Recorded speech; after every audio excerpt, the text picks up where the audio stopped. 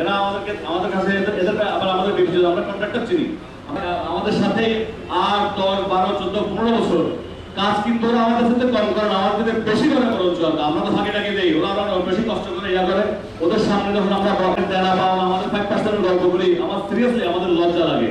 এই ছেলেগুলোকে, আমাদের ভাইগুলোকে, তারা যে কোনো ভাবেই হোক, যে কোনো ওয়েতে আসছে, কেউ বিভিন্ন ক্রাইটেরিয়া নিয়ে আসছে, একটা আশা নিয়ে আসছে, আশা নিয়ে এসে কেউ না এই ব্যাপারগুলো দিনের পর দিন টলারেট করতে করতে তাদেরও একটা পর্যায়ে ধৈর্যের বাঁধ ভেঙে যাবে। এটা এটা এগুলো ঠিক না, এগুলো ঠিক না। আমি ব্যাপারে কর্তৃপক্ষের এবং আজকে যে ফেডারেশনের বিভিন্ন যমুনা নেতৃবৃন্দ, সেক্রেটারিবৃন্দ আছেন, আপনাদেরকে আমি ভেরবার অনুরোধ করছি কারণ আপনাদেরকে সাক্ষী রাখা, যাতে কর্তৃপক্ষ যেন না করে এই ব্যাপারগুলোতে আপনারা ফোকাস করবেন, আমাদেরকে সাপোর্ট দিবেন। আমাদের ধারাবাহিকভাবে তো আমরা আন্দোলন যাব, এরপর লম্বা সময় যখন আমরা আন্দোলনে যাব তখন আপনাদের সমর্থন লাগবে। আমার সাথে আমরা প্রোগ্রামে চলে যাব। এরপর আমাদের প্রোগ্রাম দীর্ঘায়িত হবে না, সময় খুব বেশি দেব না, আমরা একটু সময় দিচ্ছি আপনারা সাহায্য।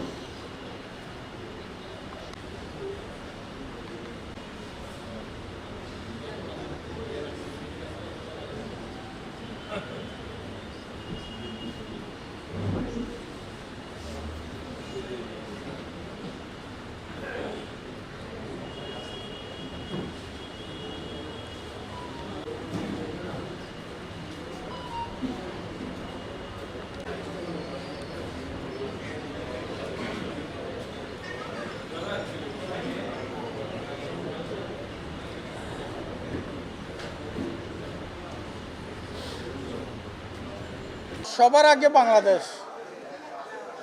বাংলাদেশটা সুন্দর চলুক, ভালো চলুক, সেটা মাননীয় প্রধানমন্ত্রী তারেক রহমান যেমন চায়, আমরাও সেটা চাই।